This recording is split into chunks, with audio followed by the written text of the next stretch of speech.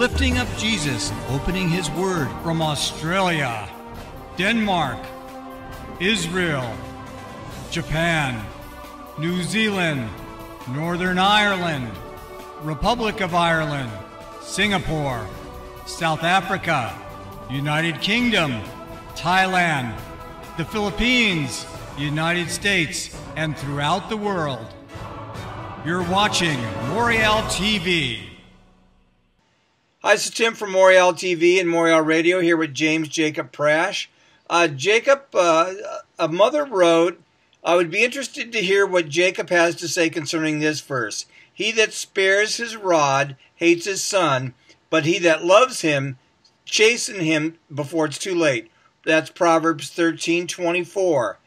How do you balance that with Psalm 23, which states, Yea, though I walk through the valley of the shadow of death, I'll fear no evil, for thou art with me. Thy rod and thy staff, they comfort me. The context clearly portrays another meaning for rod, so I was wondering if this is the same rod we find in Proverbs 13:24.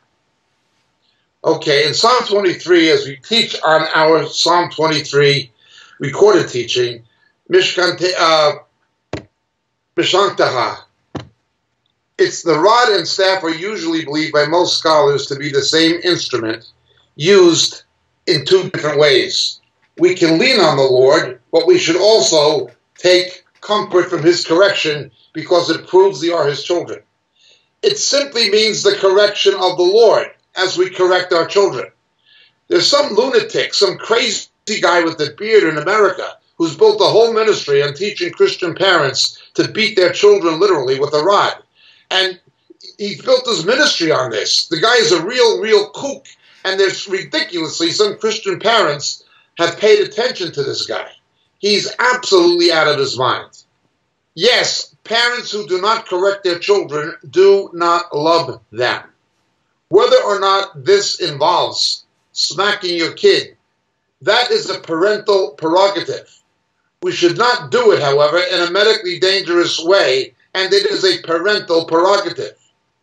I've seen Catholic schools in my own youth where lesbian sadistic nuns would vent their own sexual frustration when they see a child that they would never have and they're frustrated, locked up in a convent and can't have a man, and again, many of them are lesbians, and couldn't have a child themselves, so they vent their own frustration and anger by beating up little kids. That's what they did, and they did it in the name of religion, to use fear to brainwash little children into believing in the lies of Roman Catholicism and its false gospel. Child abuse of that kind has been endemic in Roman Catholic educational institutions.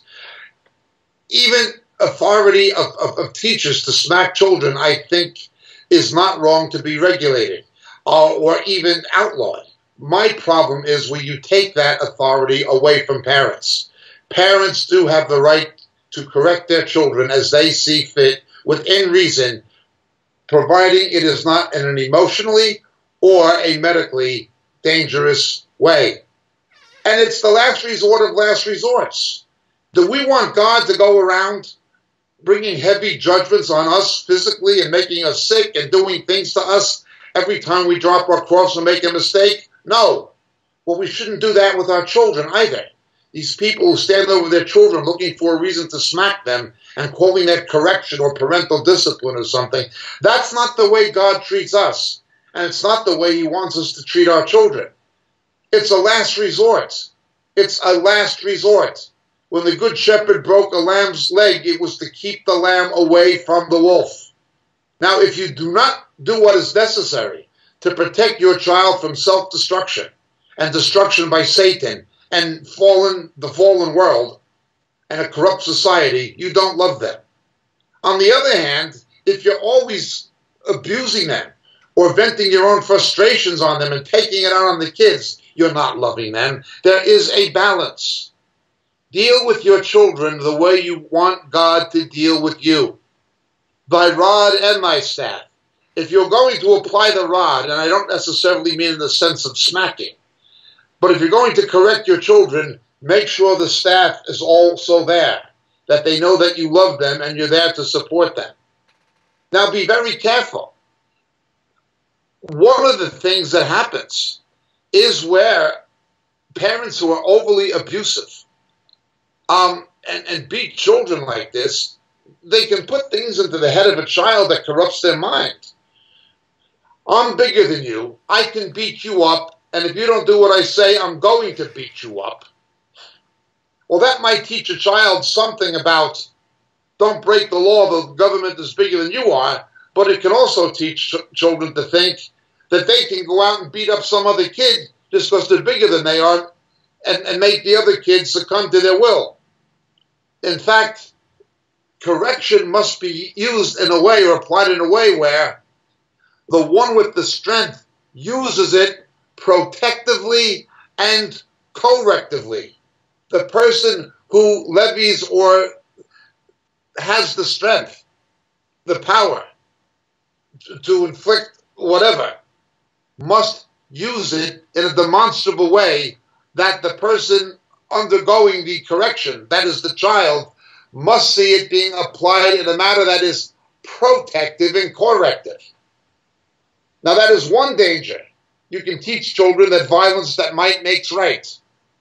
Another, if it's not applied biblically. The other danger is masochism, where the parents will vent their own anger and frustration by beating their children and things like this. A wife has it out with her husband, and I've known cases like where an abusive alcoholic husband and the son had the same name as the father, and so the mother couldn't stand up to the drunken, abusive husband. So she used to take it out on the son because he was the next male and she was bigger than he was, and she used to mercilessly beat the kid and curse at him, and then by proxy take out her frustration on her alcoholic, abusive husband on her oldest son who had the same name. This screws people up. This screws people up. Now, because you have those kinds of abuses, also the idea of masochism. First you beat them, then you kiss them. Oh, mommy loves you, daddy really loves you. You've got to undergo some kind of pain before you can undergo some kind of pleasure.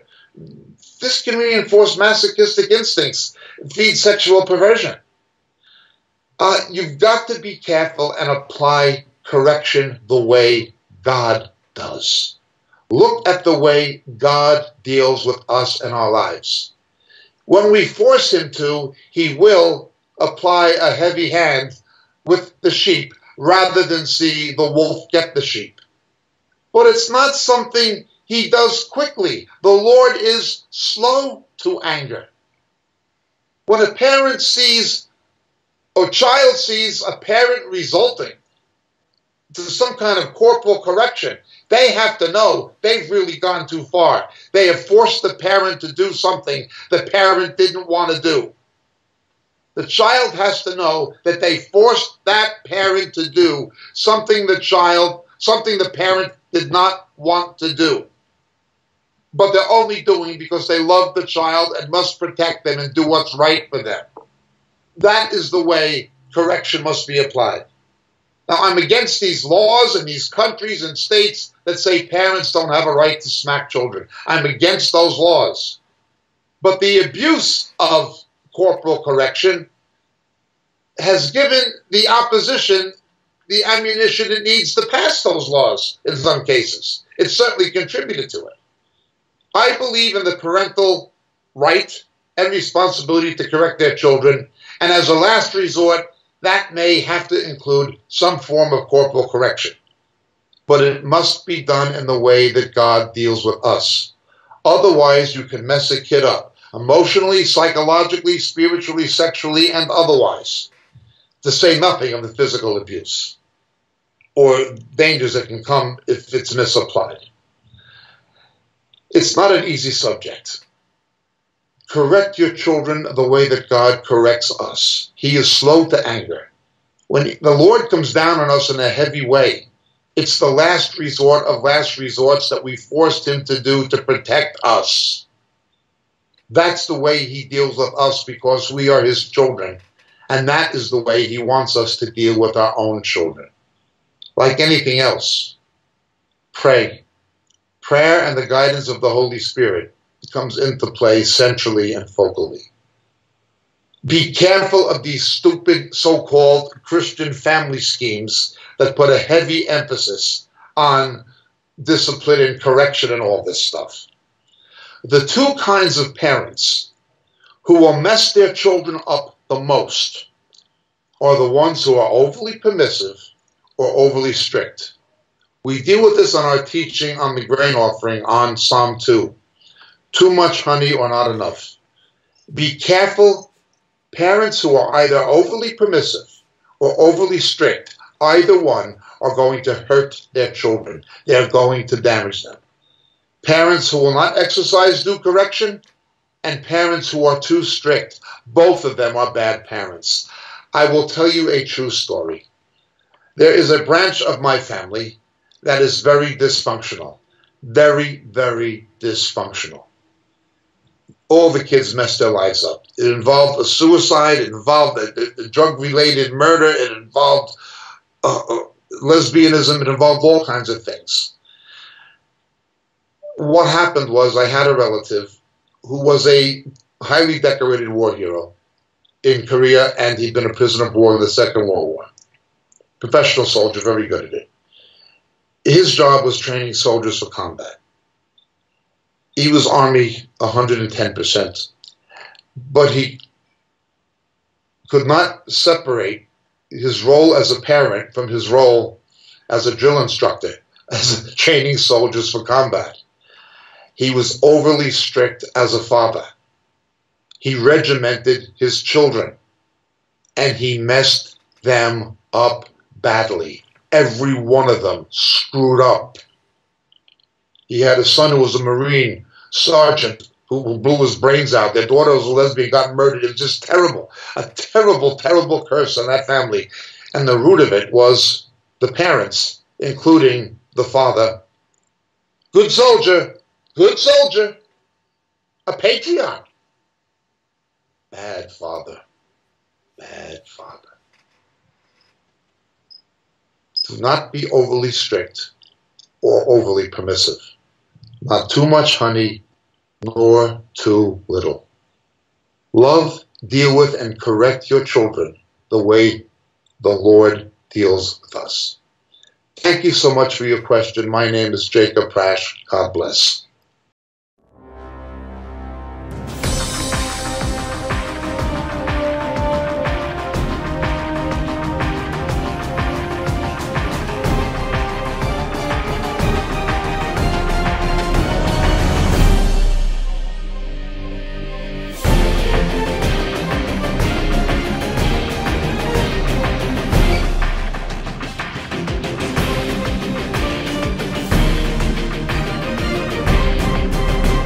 Blessings, dear friends. Greetings in Jesus. This is your friend Jacob Prasch speaking to you at the moment from the UK.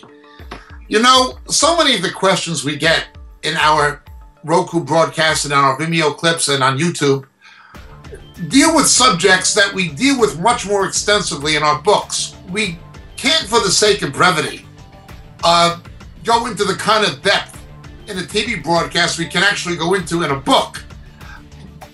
But so many of the questions come from material that are expounded in the books on a much more broader scale that it's almost frustrating sometimes that we can't spend hours and hours answering the questions that are given to us. Obviously, practicality dictates that's not a possibility. The books are there. They're available. They're available in print through the Moriel catalog on the Moriel website, moriel.org. But in this day of Kindle and electronic books, they're also available through Amazon, and they're available through Kindle. The three books that would be the most referred to in the questions we receive are the three latest books. The first being The Dilemma of Laodicea. The Dilemma of Laodicea. It's an exposition of the seven churches in Revelation, culminating with the final two churches, Philadelphia and Laodicea particularly, setting the stage for the return of Jesus. The Dilemma of Laodicea would be the first. The second would be Shadows of the Beast. Shadows of the Beast. How the coming Antichrist how his identity will be revealed to the faithful church. The rapture will not happen, absolutely not happen, until the faithful church knows who the ultimate beast of Revelation is. That is the Antichrist and also the false prophet. How the identity of the coming Antichrist will be revealed to the faithful church. Shadows of the Beast, the second book. And the final and latest one, harpazo, what the scripture actually teaches about the rapture, the snatching away which takes place between the 6th and 7th seals in the book of Revelation. So these three books, The Gem of Laodicea, Shadows of the Beast, and harpazo, all available on the Moriel catalog, all available through Amazon, and all easily available electronically by Kindle. Thank you so much, dear friends. God bless. May Jesus be with you.